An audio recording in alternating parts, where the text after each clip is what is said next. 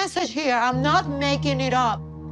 She was so rude. Well, this isn't exactly the first time this has happened. We've seen Jasmine completely freak out when it comes to Gino's family. So what have they done that could possibly cause her meltdown this time? Gino's sister-in-law, Lori, sent me a very rude message asking me not to have my wedding day on specific days. I sense that Jasmine's rage is about to explode. Idiot. But before we dive into all the drama, let's go back to the start. So we join them on the new season of a new show. This is 90 Day Fiancé, which means Jasmine is moving to the States on a K1 visa and they have just 90 days to get married. But before her big move to Michigan in a few days, she's first going to have one last big send-off with her friends. Tonight, my friends are picking me up because it's my bachelor party. It's very sad to think that they are not gonna be able to make it to my wedding, and why not to have a party? So, armed with a giant inflatable penis with one of Gino's hats on, the girls start drinking and having some fun. And before long, clothes start coming off. In fact, Jasmine seems very keen to show off a specific body part. You see, she tells us that in order to slim down for her wedding day, she's been working out like crazy, which has meant that she's lost her natural curves. So, naturally, as you do when you're Jasmine, she's gone under the knife to try and regain them. One of the few things that Gino compliments me is like, oh my gosh, your fat ass, I love it. And I was like, oh my gosh,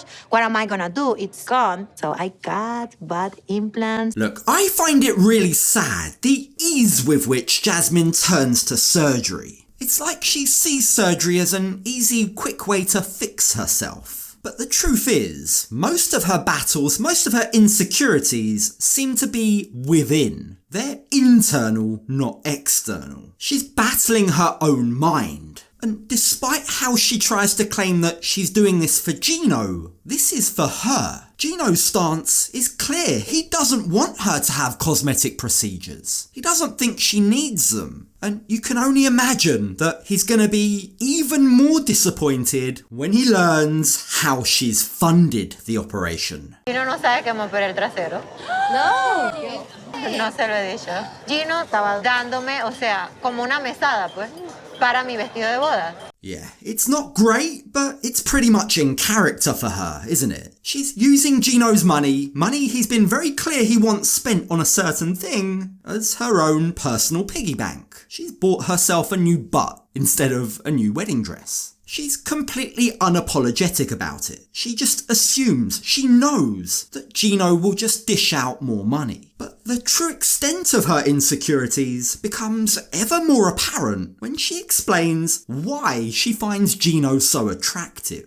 Because I don't like traditional good-looking guys. Because I'm a super jealous person. Ouch! I mean, everything that Jasmine says about Gino comes across more as an insult than a compliment. She says he has belly fat, flamingo legs, a sharky nose, and non-existent lips. All her words. That says a lot, doesn't it? The fact that she's somehow tricked herself into being with men that she's deemed conventionally unattractive, just so she doesn't have to compete with other women, speaks volumes about her state of mind. But speaking of Gino, how's he doing over in Michigan? I told my boss, that I need to take a leave of absence from my work for a while. I want to make Jasmine a priority. I want to make sure she gets on her feet in Michigan. Yeah, when he says for a while, what he actually means is he intends to take at least a year off to devote to Jasmine. He wants to be on hand to help her settle into the States. But don't forget, he's the breadwinner. He's the only one earning money. So to give up that job, a job that he hadn't even been in for that long, seems like quite a big risk. Remember, when we first met him just 2 seasons ago, he explained that he was really struggling to find employment. So what's he thinking? Why would he do this, knowing full well that Jasmine likes to spend his money like it's going out of fashion? I'm really worried, if she's not able to adapt to it, is she going to go back to Panama and that's it? That would suck. Gino seems to live his life in fear that Jasmine will leave him, and his decisions constantly reflect that. He's a complete pushover, and when you pair someone like that with someone as demanding as Jasmine, well, the balance in the relationship is pretty lopsided. So as Gino runs around town preparing for Jasmine's arrival, he reveals that he hasn't yet told her he's quit. I'm a little worried about telling Jasmine that I quit my job because Jasmine likes to live the luxury good life. And if I don't have any income or money, oh my God, Jasmine's going to kill me. It's all just crazy. Jasmine's in Panama spending thousands of dollars of their wedding budget on butt implants without telling her future husband. Meanwhile, he's in Michigan, quitting his job, decreasing their disposable income without telling her. They're both keeping crazy secrets from each other. Secrets they know the other won't like because they're scared to be honest. Gino's adamant that he'll tell Jasmine when she arrives. So now that she's packing her bags, she has no idea what she's walking into. But for right now, there's an even bigger obstacle, an even bigger issue that's facing Jasmine. And that is how she's going to say goodbye to her son.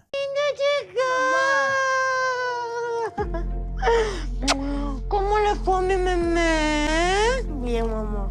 ¿Te divertiste ya con tu papá? Now, this is the first time we're meeting Jasmine's eldest son, Fiancé. I'm not quite sure why she's chosen now to introduce him. Maybe she thinks that he's now old enough to be in front of camera. But watching this, now suddenly putting a face to a child that we'd never seen before, a child that she's about to leave behind, makes her decision to leave him even more powerful. It just brings into focus that her decision is going to really profoundly impact a small innocent child. The connection that I have with Fiancé, it's out of this world. And saying goodbye to that, it's very tough for me. Jasmine is clearly giving up a lot to be in the States, but is this the right decision? Well, it seems like she's keeping a lot of secrets this season, because as she's there packing her luggage with her mum, Jasmine reveals she hasn't even told Fiancé that she's leaving yet. Yo le dije anteriormente a él lo de la visa que la estaba tramitando, pero él no sabe que ya la visa se dio y que ya me voy. Así que esta noche le voy a dar las noticias. She explains that as there was a chance her visa might be denied, she chose not to say anything to him until she knew for sure. But she does at least confirm that apparently Gino has a good relationship with her sons. Despite the language barrier, they apparently have connected and bonded really well. So her plan is to bring both her sons over to America eventually. Even though my kids have a very comfortable life in Panama, my plan with Gino, because we both agree on it, will be to bring my children to the United States as soon as possible. Jasmine says that her ex-husband has also agreed to this plan. He agrees that the kids should move to America. So her plan is to head over to the States, get married, set up home, and then figure out their schooling. All that's left for now is to sit down and actually explain this to Fiancé. And the poor boy takes the news that his mum's going to be leaving like an absolute champ. Vaya a Estados Unidos, la voy a extrañar mucho. Lo que más voy a extrañar de mi mamá es ver su sonrisa. How sweet, what a cute little boy. Fiancé's literally been on screen for 5 seconds and you can already see what a respectful, well-rounded little kid he is. Almost, dare I say it, the complete opposite of his mum. He admits that he'll miss her, but he's not sad. He's not upset about the news. He's completely stoic, and his maturity brings proud tears to Jasmine's eyes. I've got to say it, it's actually really refreshing to see her in this motherly maternal role, as opposed to her usual craziness. It's gonna be very hard for me to be far from my kids because as a mom, I'm 100% involved in their life. But I know that everything I'm doing is for them and eventually we're gonna be all together. So while Jasmine has all of this emotional stress going on her side of the family, she's also got a little bit of drama brewing on Gino's side of the family too. Gino's sister-in-law, Lori, sent me a very rude message asking me not to have my wedding day on specific days. Now, apparently, Laurie messaged Jasmine telling her to avoid certain dates for the wedding. Why? Well, she and her husband being Gino's brother, already have a vacation booked. It's definitely annoying, but in and of itself, the request isn't that big a deal. It's an FYI from them. Please don't book these specific dates because we'd like to be there, kind of thing. Only Jasmine has a real issue with the tone in which the message was delivered. She feels like she's being dictated to and not asked. She never said like, "Hi Jasmine, how are you doing?" Any kind of greeting. It just looks more like an order rather than, a polite request. Now, in fairness to Jasmine, she's not wrong. Laurie could probably have worded that better. But we also don't know the context or the history between Jasmine and Laurie. I'm just wondering whether Laurie sent that message assuming that maybe she's more friendly with Jasmine than she actually is. It almost seems like the rushed kind of message that you'd send a friend. But that's clearly the issue, because they're not friends, and Jasmine now feels insulted. So while Jasmine is at the dog groomers of all places, it's left for Gino to try and explain to her that Laurie meant no harm with that message. She didn't mean anything bad about that. It was just a hurry up quick message because she was talking to me saying, "Oh no, don't have the wedding during these days." Yeah, that's how I interpreted it too. But it just seems like this text is being lost in translation somehow. Like, sometimes when you're reading a text, it could sound or seem worse than if the exact same thing is said to you by the person. But let's not forget, Jasmine knows that better than most. She used to be an English literature teacher. That was her job. She used to interpret language, interpret text. So you'd hope that that would make her more understanding of it. But sadly, that's not the case. And it seems like, yet again, Jasmine's insecurities are bubbling up to the surface. We know all too well that she's sensitive to rejection, and when it comes to Gino's family, she feels rejected. She feels like she always comes second. Yeah, I don't like the way you talk about my family, like they're your enemies or something. It doesn't matter